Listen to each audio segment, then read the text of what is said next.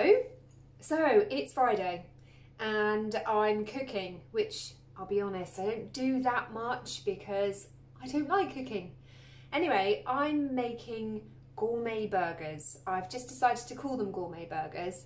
This is the sort of level of cooking that I do, okay?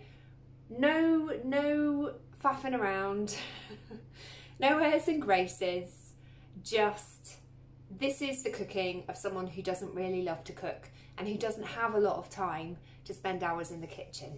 And I hope that some of you at least might find this a bit useful, because I think the message that I want to get across from that is you don't have to have hours to spend, and you don't have to love cooking, and you don't have to really have many skills at all in order to be able to cook really delicious, really nutritious food.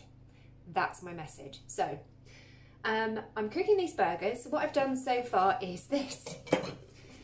I've got this here. So far all my ingredients are in this bowl, okay? So in here there are, and again, quantities don't matter. Quantities don't really matter unless you are baking, I think, or you're cooking gourmet food, then they matter. We're not. So I've got, I tend to work out how much I need of something based on how much I like it. Okay, and also you don't have to put all of the stuff in the burgers that I've put in these burgers. So I made burgers the other day and they had mince and an egg and some gluten-free sausage meat in. That was it. And basically then they were all smushed together in a big bowl. The eggs, the raw eggs, the minced beef, or minced lamb, whatever you want to use, minced meat, and the sausage meat were all smushed together, made into patties and baked in the oven, because I tend to bake mine in the oven rather than fry them because it's a lot less messy and it doesn't stink the house out. So that's why I bake them. And also you get away from that whole issue of am I using oil which is going to damage when I cook it at this temperature and everything else. So cooking them in the oven for me is a really good alternative. I like that. And what I tend to do as well is batch cook them all. And then just, you know, they're nice cold, actually. So anyway, I'm waffling. Today I have put 4 red onions, because I don't know, just felt like putting lots of onions in. 4 red onions and a lot of lovely fat cloves of French garlic, because I love onions and I love garlic. You don't have to put them in at all, or you can put a lot less in. And I put them in my Magimix blender, just the onion and the garlic to chop them up, because I can't be asked to do it myself. So that gave me this lovely finely chopped onion, which you can see here, okay? Chopped it quite fine. So that's done. So I chopped that up and then put that in my big mixing bowl, okay? Then I added what was left of a packet of streaky bacon, and I used smoked. You know, it's probably not the healthiest thing in the world, but it adds some real flavour. So I just cut that up with scissors. My top tip for cutting up meat, I don't know what it is, I just find it much easier. So I use scissors to cut up my chicken thighs or anything else that I'm, you know, lots of different types of meat that I want to cut up. I use a really sharp, good pair of kitchen scissors, top tip. So the bacon's in there and it's, you know, it's cut into fairly thin strips. Next thing I added, this is why they're gourmet, because they have got offal in. Now, burgers is a brilliant way to eat offal, or to get offal into your diet if you hate offal and you're a bit squeamish, because I am too. So I used a lamb heart, because we get our lamb from local producers, you know, who see their lambs off to the slaughterhouse and back, and it all kind of, you know, stays fairly local. So I asked if I could have the offal. So I've got a bit in the freezer, so I put a lamb heart in there. I don't really want to look at it too closely because it makes me feel a bit squeamish, even though I know it's really good for me. So I put the lamb heart on its own in my blender, in my Magimix food blender, and just pressed it on. And it went from being a whole lamb heart to, it looks like this. It looks just like any old minced meat, okay? That is the lamb heart, okay? And and it's smushed up small enough for that all to, yeah, just be great really. That'll mix in with the mincemeat, and I bet you no one will even know it's in there. Next thing I'm going to do, so I haven't quite done it yet because I thought I'd come on here and show you what I'm making, because it might give you an idea for maybe some weekend food. Next thing I did was add eggs. So I've put 1 egg in so far. I'm actually going to put another one in. I got some lovely eggs the other day from a place up the road where they've obviously got their own chickens and they just sell their eggs outside. That's where I try to get my eggs from if I can. And I really noticed the difference when I could do this. They're beautiful eggs. So again, eggs, I don't think there's really any sort of rule about how many eggs you put in. You don't have to put eggs in at all. They just can sometimes make they change the consistency, eggs. I think they make it slightly less dense. So I'm actually going to put 3 eggs in this. You literally just crack them in the bowl and mix them around. Something to wipe my hands with. So, let's see if you can see this. Here we go. So, there we go. That's where we're at now. So just get those mixed in. I've also put in here, when I was chopping up the onions and the garlic, I so often forget to season my recipes. So, as ever, filming issues. I actually remembered to put salt in. Salt's really important. Don't forget the salt. It makes such a big difference. So I put 2 of these. So quite a lot of salt.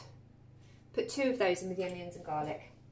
I would say salt to taste, you know, depending on how salty or not you like your food. Again, that's all to do with your personal preference. Personal. Okay, so then I was thinking, what spices would I like in my burgers, because they're gourmet burgers. So I went turmeric and cumin. And again, that is purely because I love turmeric. It's very good for you. It's a potent anti-inflammatory. I suffer with sort of, you know, things that, you know, my inflammation sort of controls in my body are not great. So whenever I can, I get turmeric into my cooking. And cumin, just because I love it. I love cumin. So I have my trusty coffee grinder here. This is the one I use. Not very much money on Amazon. If you haven't got one of these, they're really great. They're also great for grinding up your flax seeds for the flaxseed bread. So I'm just going to put, I've never used mine to grind coffee ever. It's been used to grind pretty much everything else.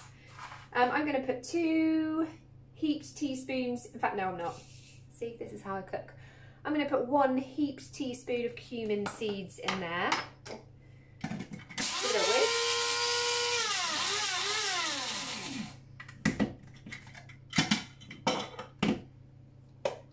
So that's done. It takes 2 seconds. You can see that, my lighting's not very good either. You can see anyway, it's, that's looking lovely. So let's just pour that in there. You can see that going in. My little gadget to make sure I get all the bits out. Don't waste any. Okay. Next, I've got some lovely cumin that I'm going to put in.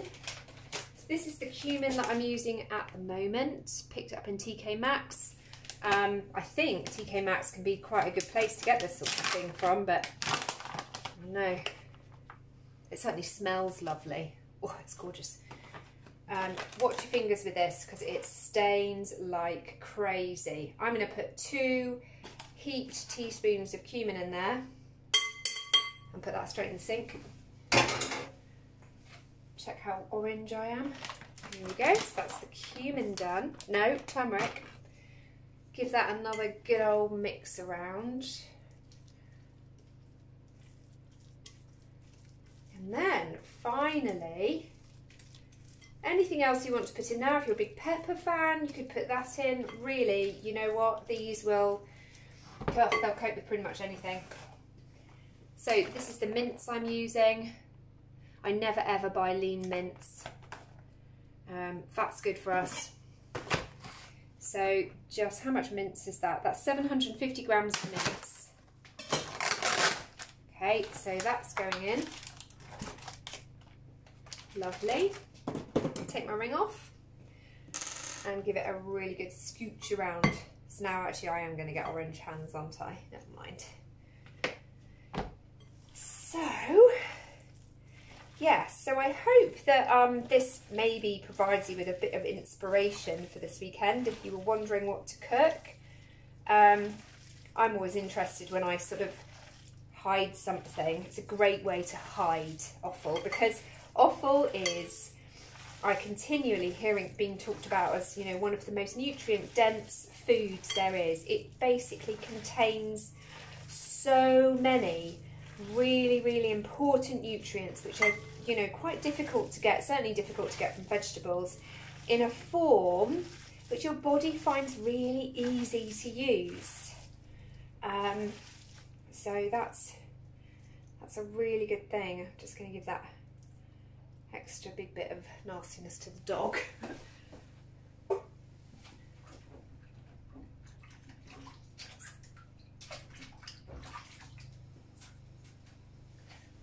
Wash the hands straight away so they're not too yellow.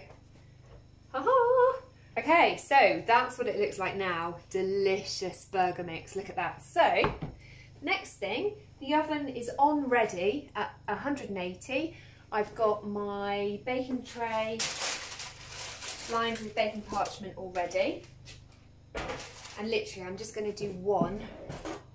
So I do it by, I mean, you could just use your hands. In fact, I am going to just use my hands. I'm just going to grab out a bit. Okay, and you could make it into meatballs or patties. It really, this is the joy of this. You can do what you want to do with it, whatever suits you best. So there we are. It's a lovely patty. That's how easy it is. Pop it on here, and I'm going to do that with the rest of them. And that is our lovely beef burgers. So let me know what you think. Let me know if you make them. Let me know if you've got any amazing recipes that you love to use, and I'll speak to you soon. Bye guys.